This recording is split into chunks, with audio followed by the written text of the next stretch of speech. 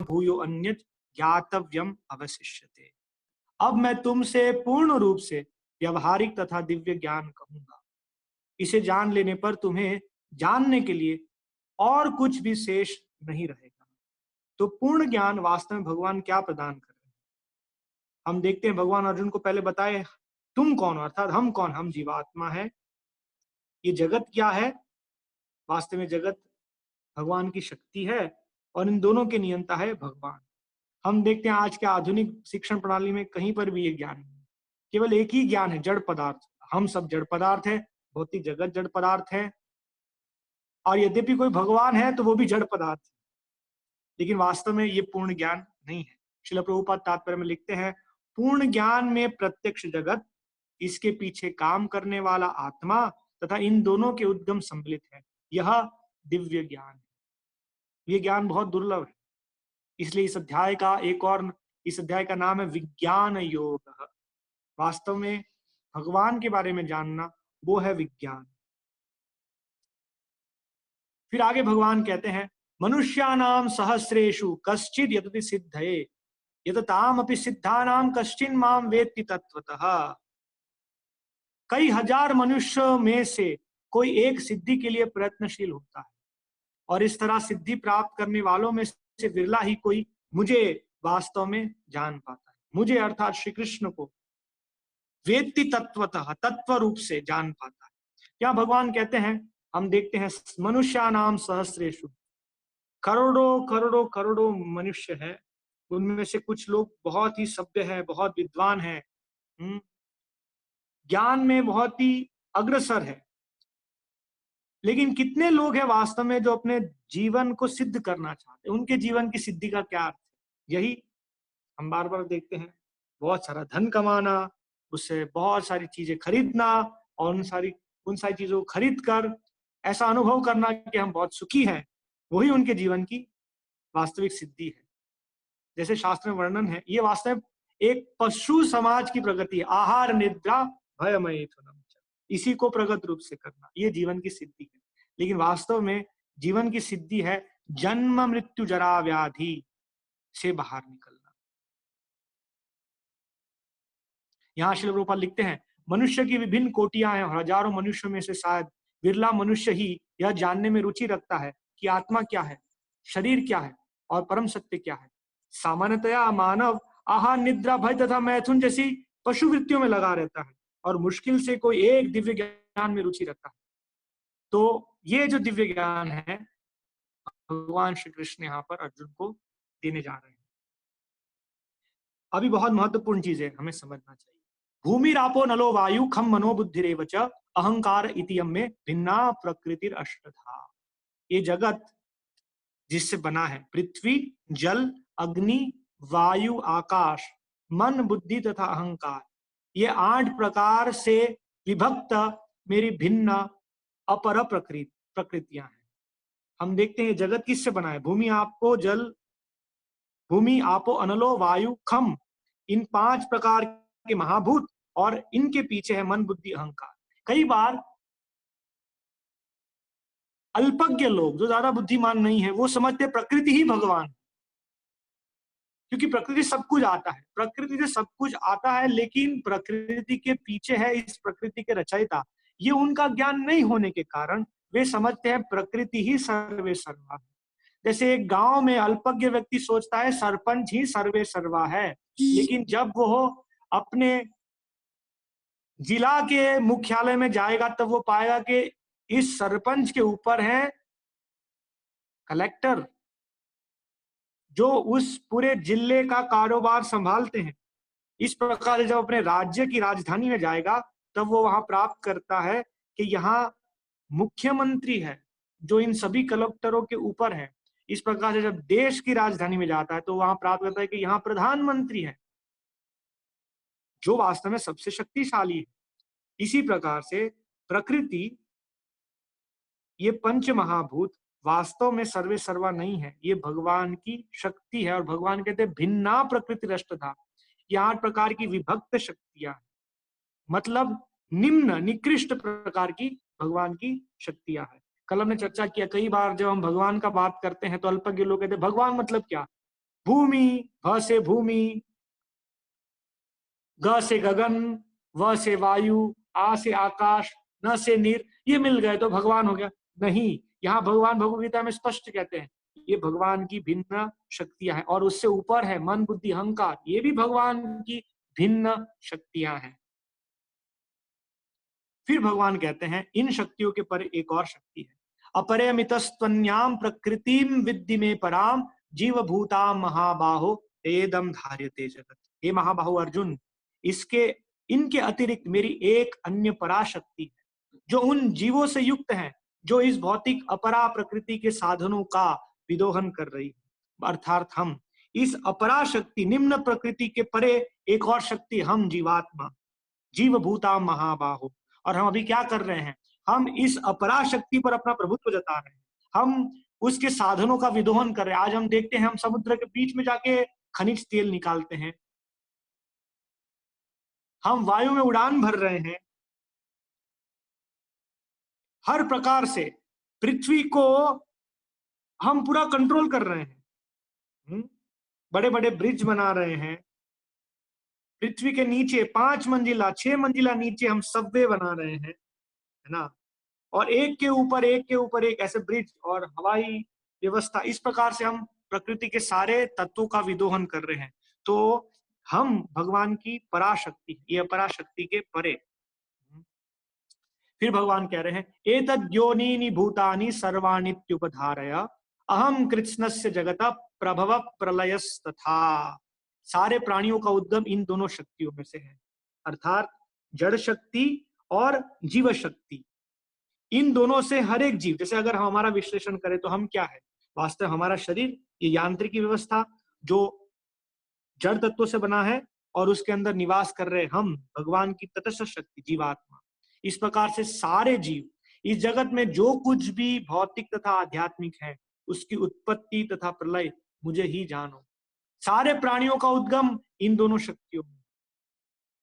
हम देखते हैं बहुत सारे लोग कहते हैं कि मनुष्य ही जीव है, अन्य सब जीव नहीं है, लेकिन यहाँ भगवान इंगित कर रहे सब जीव है और सब भगवान की संतान है। एतद् योनीनि भूतानि, सबका उद्भव भगवान के द्वारा होता है। तो यद्यपि मनुष्य की हत्या करना अपराध है, इसी प्रकार से किसी भी निर्दोष पशु की हत्या करना केवल अपनी जिह्वा की संतुष्टि के लिए, ये भी बड़ा अपराध है। ये नहीं समझना चाहिए कि भगवान को केवल मनुष्य प्रिय है और एक चिकन या एक बकरा प्रिय नहीं है। तो यहाँ पर ये भगवान समझ देते हैं। फिर भगवान कहते हैं मत्तः परतरम नान्यत् किंचित अस्ति धनंजय मयि सर्वमिदं प्रोतम सूत्रे मणिगणाइव। हे धनंजय, मुझसे श्रेष्ठ कोई सत्य नहीं है। जिस प्रकार मोती धागे में गुथे रहते हैं उसी प्रकार सब कुछ मुझ पर आश्रित है। तो यहाँ भगवान अपने बारे में जानकारी प्रदान करते हैं। तो फिर क्यों लोग इसे नहीं समझकर भगवान श्री कृष्ण की अहेतु की एकमात्र सेवा में संलग्न होते, वे क्यों इस जगत के अलग अलग अधिकारियों के पास जाते हैं? यही भगवान इसी अध्याय में और चतुर्थ अध्याय में इसके बारे में वर्णन करते हैं। तो हम वो समझने का प्रयत्न करेंगे।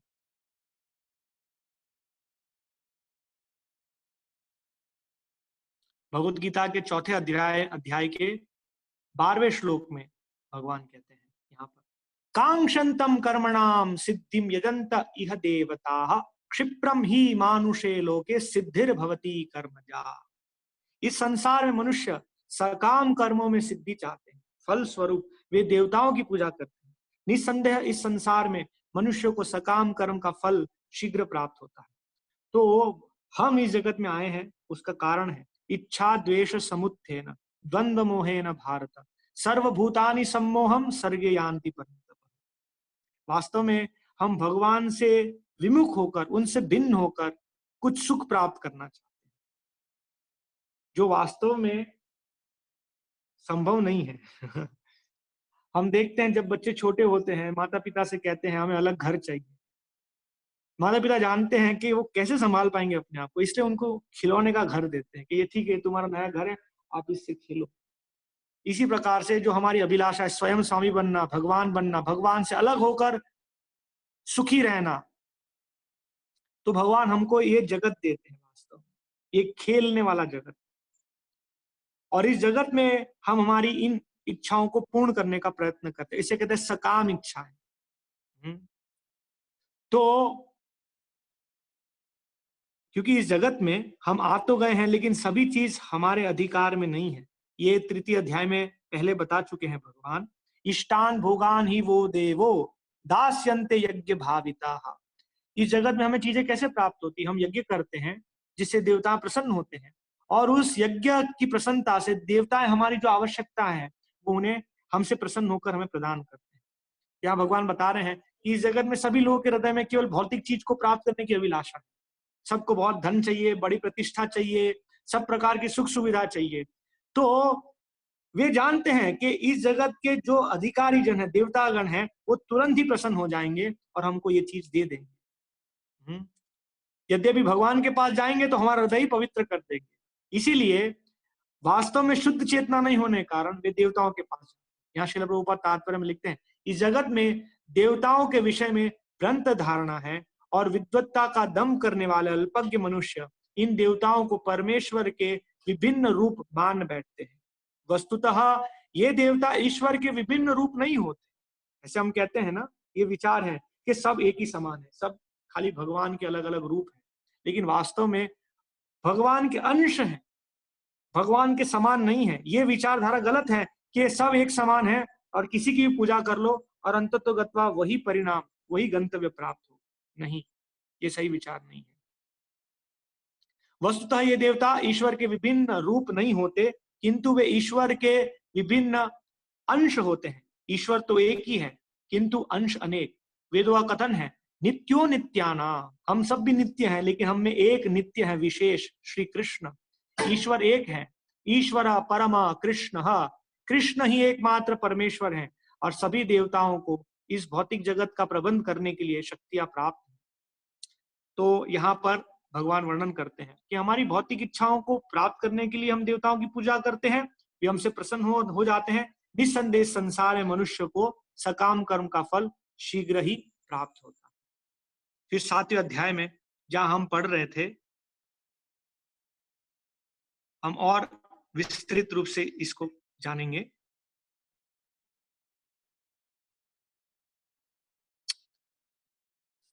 भगवान यहाँ कहते हैं, कामेस्तस्ते ऋतज्ञाना प्रपद्यन्त्यन्य देवता तम तम नियममास्थाय प्रकृत्या नियताश्वया।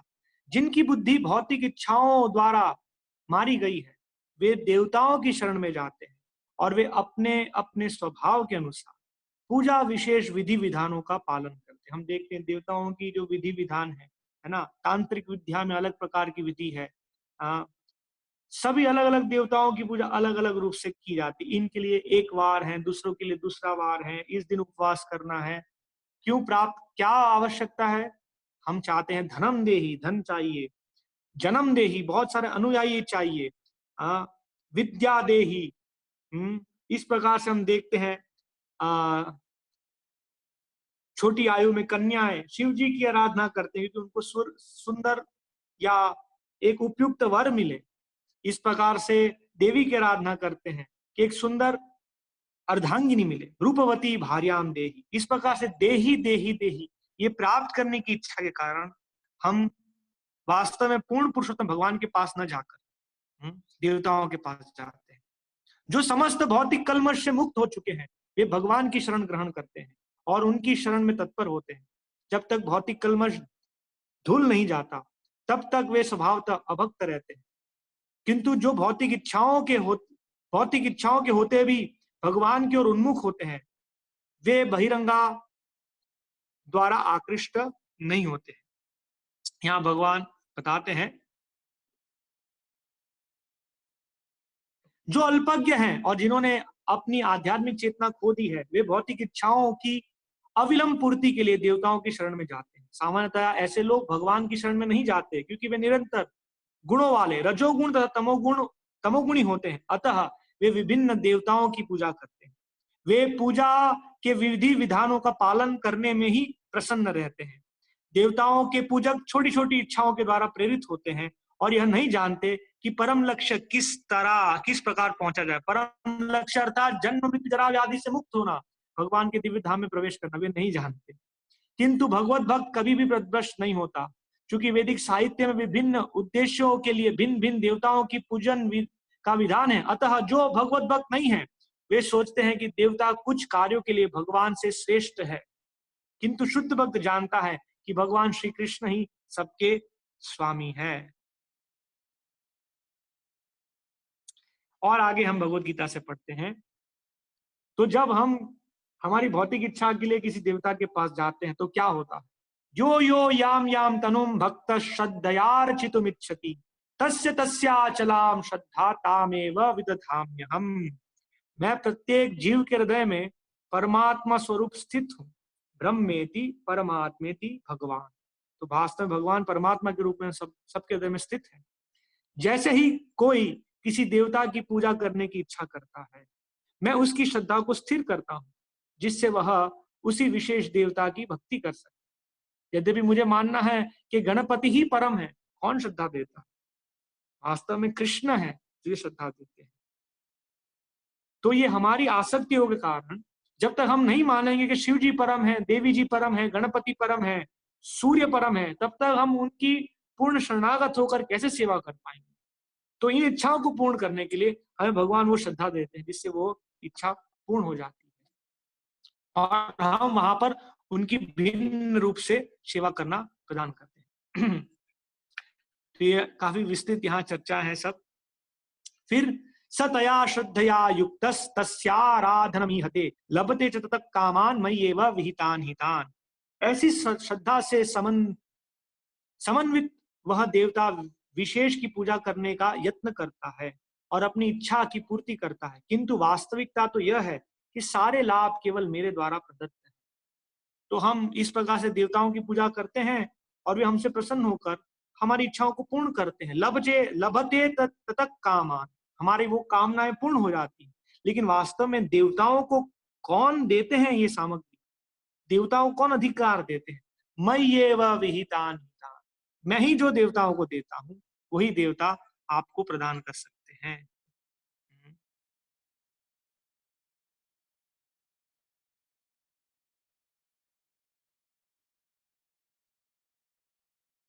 अंतवत्तु फलम तेषाम तद्भवत्यल्पमेधसाम देवान देवयजो यान्ति मद्भक्ता यान्ति मामपि। अल्प बुद्धि वाले व्यक्ति देवताओं की पूजा करते हैं और उन्हें प्राप्त होने वाले फल सीमित तथा क्षणिक होते हैं।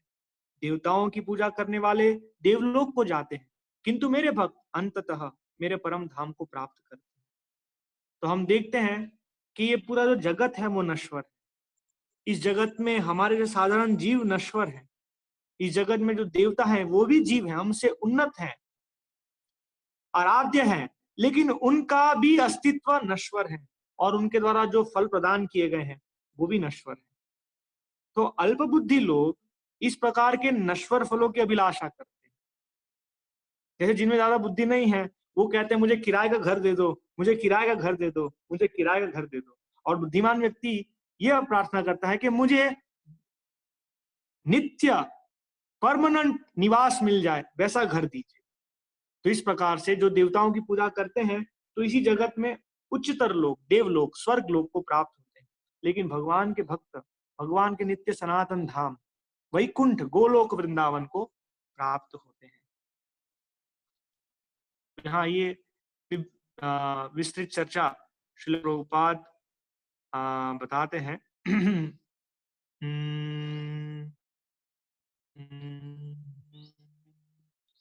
देवताओं से प्राप्त वर नाशवान होते हैं, क्योंकि इस भौतिक जगत के भीतर सारे लोग, सारे देवता था उनके सारे उपासक नाशवान हैं।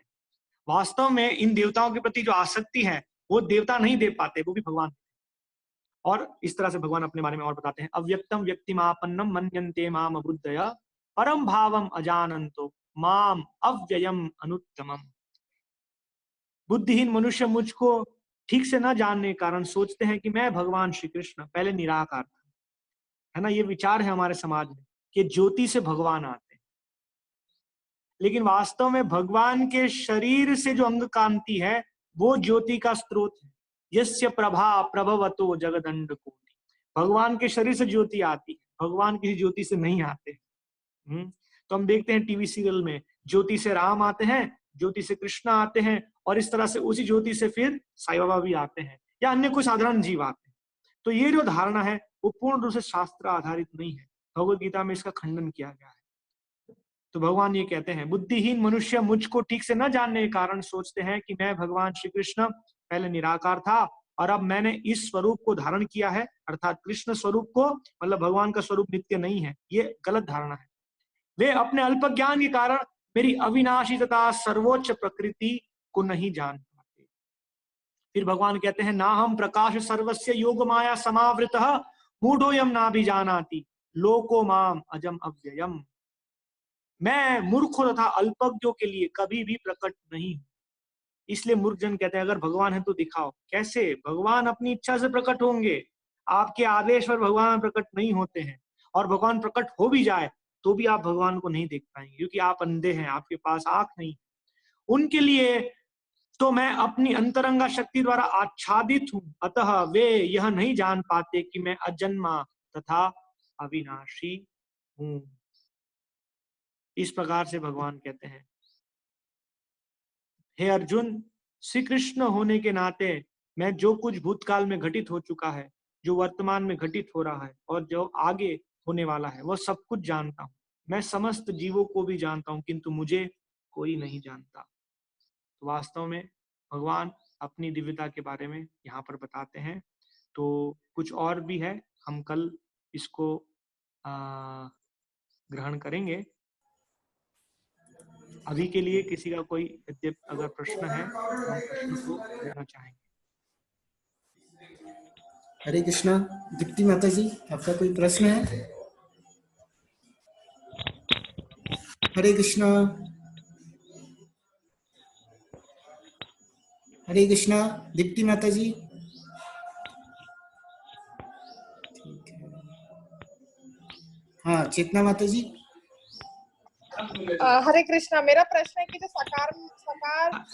हरे कृष्णा, आपका आवाज ठीक से अभी नहीं आ रहा, थोड़ा सा जोर से बताएंगे। हेलो जी, हरे कृष्णा, बताइए। हरे कृष्णा, ये आपने बताया था सकाम कर्म जो देवी देवता की पूजा करते हैं उनके भौतिक सुख प्राप्ति के लिए होता है, और अकाम कर्म और निष्काम कर्म ये कृष्ण को इसमें क्या डिफरेंस है? ये कृष्ण के लिए करते हैं क्या अकर्म और निष्काम कर्म? निष्काम कर्म अर्थात कि हम कर्म करते हैं लेकिन उस कर्म के फलों से हम आसक्त नहीं है। थोड़ा इसे समझने का प्रयत्न करेंगे।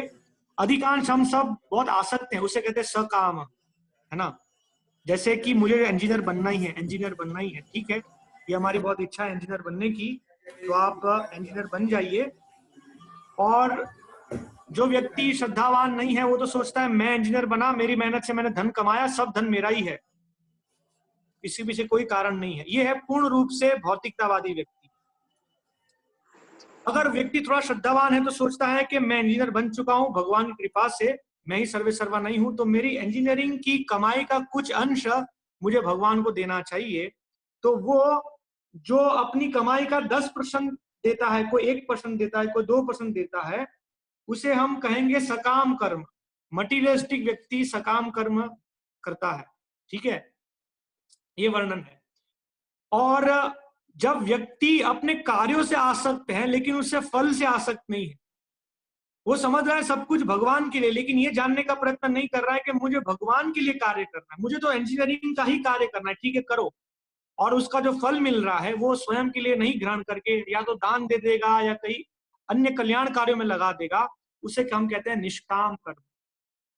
और जब भगवान की सेवा के लिए कार्य किया जाता है तो वो क्रमशः कर्म योग और उसके पश्चात भक्ति योग, मतलब वहां पर विचार है भगवान मुझसे क्या चाहते हैं वही मैं कार्य करूंगा, है ना। वो है अकाम। अकाम अर्थात मेरी कोई अभिलाषा नहीं है। एक कैशियर की तरह, कैशियर लाखों रुपए लेता है और लाखों रुपए देता है, लेकिन वो जानते हैं एक भी पैसा उसका नहीं। तो ये सब विभाजन। सकाम कर्म मतलब हमारी इंद्रिय पूर्ति के लिए कार्य करना।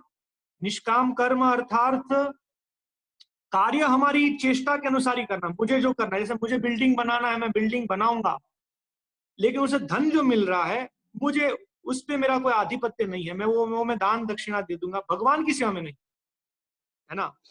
वो निष्काम कर्म है। और वास्तव में भगवान की इच्छा को ध्यान में रखते हुए कार्य करना, उसे कहते हैं अकाम। जी, समझ ये पाए आप? विकर्म, हाँ विकर्म मतलब शास्त्रों के विरुद्ध होता है क्या विकर्म? विरुद्ध पाप कर्म जो शास्त्र में निषेध है उसे कहते हैं विकर्म। ठीक है, थैंक यू। हरे कृष्ण। हरे कृष्ण।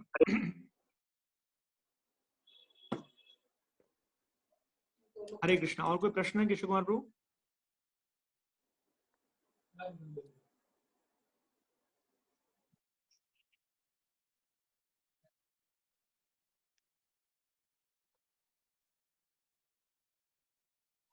जी, प्रश्न पूछ सकते हैं। हरे कृष्ण प्रभु जी, अंशुल बोल रहा हूँ। जी अंशुल, बताइए। प्रभु जी, 11 रुद्रों के बारे में अभी आपने बताया, ये 11 रुद्र क्या हैं? ये शिव जी के अलग अलग विस्तृत स्वरूप हैं, लेकिन अभी हम जिस विषय की चर्चा कर रहे हैं उसी के मतलब 11 रुद्र ये सब विस्तृत वर्णन है शास्त्र में।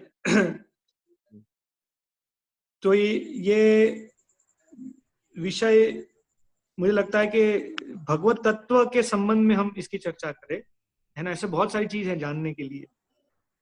12 द्वादश आदित्य है, 8 वसु है ना। तो अभी हम जो टॉपिक है कृष्ण आवाज पूर्ण नहीं आ रही। भगवान है। मैं ये कह रहा हूं कि ये जो विषय है 11 रुद्र क्या है, 12 आदित्य क्या है, 8 वसु क्या है, ऐसी बहुत सारी चीजें जानकारी प्राप्त करने के लिए, लेकिन वर्तमान में हम इसी विषय पर अभी ध्यान प्रभु देंगे जी, कि आवाज कैसे। नहीं आ रही। अन्य सबको आवाज आ रही है? आप मैसेज में बता सकते हैं अगर आवाज आ रही है या नहीं आ रहा है। आ रहा है। ठीक, ओके। और कोई प्रश्न ले सकते हैं? जी, देवेंद्र यादव जी। हाँ जी, पूछे। हेलो। हरे कृष्ण प्रभु जी। जी देवेंद्र जी बताइए। हरे कृष्ण प्रभु जी। जी पूछिए प्रश्न। मेरी आवाज आ रही है? जी आ रही है। जी जी प्रभु जी, बस थोड़ा सा एक बार जरा सा पुनः इस पे थोड़ी सी प्रकाश डाल दें। भूमि रापो नलो वायु, वो इसी चौथे श्लोक में 7वें अध्याय के, इसमें जो खम पृथ्वी मनो जल, बुद्धि वचन। हाँ वो अपरा और प्रका, ये थोड़ा सा और थोड़ा सा प्रकाश डालें। अपरा प्रकृति और अपरा मतलब वो प्रकृति जो भगवान से अलग हो चुकी है। भगवान उस प्रकृति का कभी स्पर्श नहीं करते। ये बहिरंगा जगत, जैसे हमने बताया, इस जगत की सृष्टि करने के लिए भगवान अपनी अंतरंगा शक्ति योग माया को दृष्टिपात करते हैं, और फिर वो योग माया शक्ति का परिवर्तन होता है दुर्गा देवी में, जहां से इस जगत की उत्पत्ति होती है। तो ये मतलब अपरा जैसे शक्ति, ये अर्थात भगवान इस शक्ति से भिन्न है, इस शक्ति के संसर्ग में कहीं पर भी नहीं। इस जगत इस परोक्ष रूप में है सब कुछ उन्हीं परोक्ष की, रूप में ऐसा? किस तरह से? क्योंकि भगवान के ही विस्तार शिव जी हैं जो इस जी भौतिक जी प्रकृति पर आधिपत्य धारण करते हैं, जी जी। और हम हरे कृष्ण। इस भौतिक शक्ति से परे हैं। हमारा नित्य संपर्क है भगवान के साथ, इसलिए हम हैं जी पराशक्ति, तटस्था शक्ति। जी जी, धन्यवाद प्रभु। हरे कृष्ण। श्वेता हरे माता जी। हरे कृष्णा। श्वेता माता जी। श्वेता माता जी। श्वेता माता जी, आप सुन पा रहे हैं? जी, प्रश्न पूछ सकते हैं। थोड़ा जोर से बोलिए।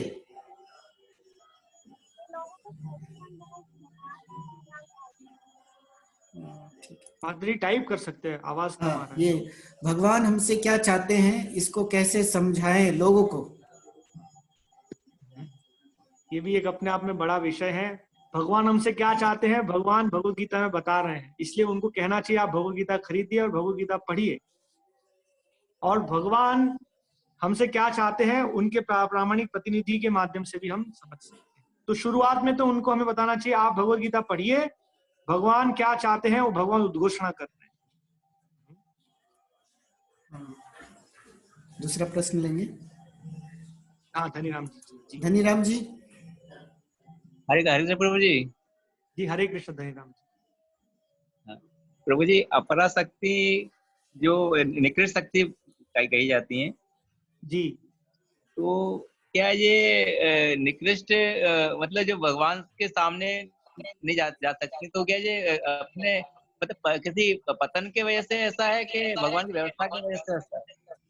नहीं, मतलब वास्तव में क्योंकि ये जो जड़ शक्ति, भगवान तो है पूर्ण रूप से चेतनमय, है ना, जी तो प्रभु ये विशेष रूप से उनका जो कार्य है इसीलिए विलज्जमानाय, हाँ, वो जी इसीलिए ऐसा अनुभव करते हैं। एक तो भगवान के जो अंश हैं जीव, उनको प्रताड़ित करना, उनको जन्म मृत्यु जरा व्याधि उस चक्र में डालना, है ना, जी इस कार्य के लिए वे अनुभव ऐसा करते हैं और भगवान के समक्ष उपस्थित अच्छा अच्छा।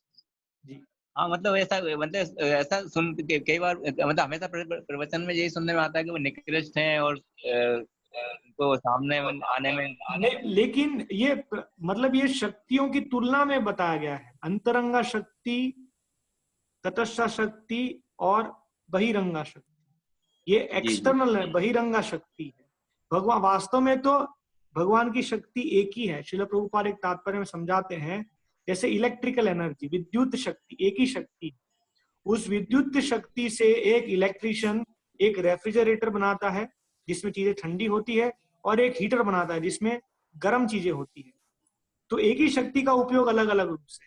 तो वास्तव में भगवान की शक्ति जब इस भौतिक जगत का संचालन करती है तो ये भौतिक जगत है निकृष्ट, वास्तव में भौतिक जी जगत में उन्नत स्थान नहीं है, और इस तरह से इनकी अध्यक्ष इस जगत को संचालन करने के लिए है, इसलिए उनको कहा गया है अपराशक्ति। जी जी जी। और शायद जो संसार जो है इसी विषय को ज्यादा महत्व देता है, तो इसलिए वो निम्न शब्दों के तौर पे लगता है कि वो निकृष्ट हैं और मतलब प्रत्यक्ष नहीं होती हैं सामने। जी। जी और प्रभु। कोई प्रश्न है? वृंदा माता जी का एक प्रश्न है। हरे कृष्णा, अगर भगवान हमारे पास हैं और सारे जीव में विद्यमान हैं तो फिर भगवत प्राप्ति क्यों? भगवान हमारे पास है लेकिन हम पूर्ण रूप से अभी अज्ञान से आवृत है, हम समझ नहीं पाते। हमारी चेतना, अगर भगवान हमारे पास है और हर एक जीव में विद्यमान है, तो हम फिर भगवान की सेवा को छोड़कर क्यों इस जगत में भोग विलास कर रहे हैं? क्यों हमें भगवान को भूलकर नई नई मूवी देखने का मन होता है? क्यों हम भगवान को भूलकर केवल अपने मित्रों और परिवारजन और संबंधियों के सिवा और कुछ नहीं सोचते हैं? क्यों हमारा जीवन का पूरा परिश्रम केवल इस देह को चलाने में लगाते हैं? जो भी धन मिलता है हम क्या करते हैं? गाड़ी खरीदते हैं, घर खरीदते हैं, अच्छे कपड़े खरीदते हैं, गहने खरीदते हैं, क्योंकि वास्तव में ये आवरण है हमारे ऊपर। इसीलिए हमें बार बार सुनना चाहिए। वास्तव में भगवत प्राप्ति वो तो जीव का स्वाभाविक स्थिति है। नित्य सिद्ध कृष्ण प्रेम साध्य कबू ना। हमारा और भगवान का जो संबंध है वो नित्य है, कुछ बाहर से प्राप्त करने की आवश्यकता नहीं है। लेकिन वर्तमान में वो हमारी चेतना दूषित हो चुकी, कलुषित चेतना है। इसलिए अभी हम सेल्फ कॉन्शियस, मैं केवल अपना स्वार्थ सोचता हूँ। भगवान के पास भी जाते हैं स्वार्थ के लिए, हे भगवान मुझे प्रमोशन दे दीजिए, हे भगवान कोरोना वायरस मिटा दीजिए। इस प्रकार से ये हमारी दूषित चेतना है। इसीलिए भगवत प्राप्ति अर्थात हमारी चेतना को परिवर्तन कर, कृष्ण कॉन्शियसनेस। भगवत प्राप्ति में क्या है? ये सुनते सुनते सुनते हम कुछ ऐसा नहीं हो जाएगा कि हमारे 10 हाथ हो जाएंगे और हवा हवा में उड़ने लगेंगे। हम इसी शरीर में रहकर समझ पाएंगे कि वास्तव में मैं शरीर नहीं हूं, मैं भगवान का नित्य अंश हूं। मेरा कार्य है कृष्ण की सेवा करना और मेरे जीवन का कोई उद्देश्य नहीं है। यह है भगवत प्राप्ति। इसीलिए हमारी चेतना को परिवर्तन इसकी आवश्यकता है, क्योंकि अभी वो प्रदूषित है। क्या मैं आपके प्रश्न का उत्तर दे पाया? माता जी का माइक ऑन कर हरे सकते कृष्णा हैं? वृंदा माता जी। माइक ऑन कर। जी जी प्रभु जी। जी जी हरे कृष्ण। और किसी का कोई प्रश्न है?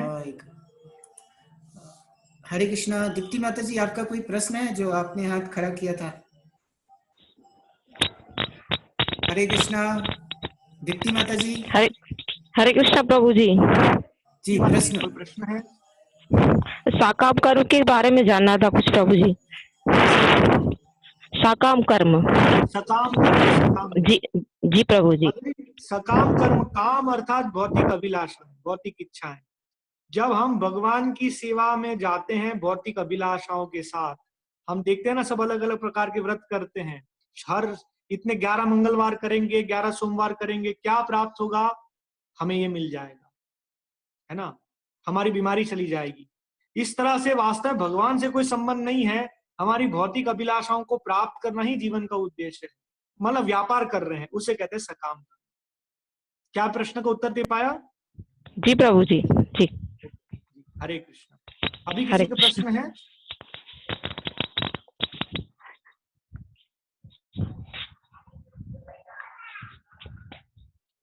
ओके, अगर प्रश्न नहीं है तो हम आज अभी मीटिंग समाप्त करेंगे। आज हमने बहुत ज्यादा उसको खींच लिया है।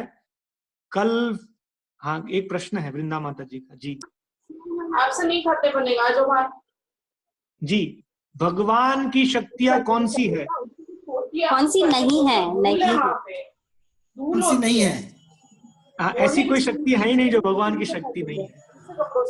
अच्छा, वास्तव में पराश शक्ति विविधैव श्रूयते, इस जगत में केवल दो ही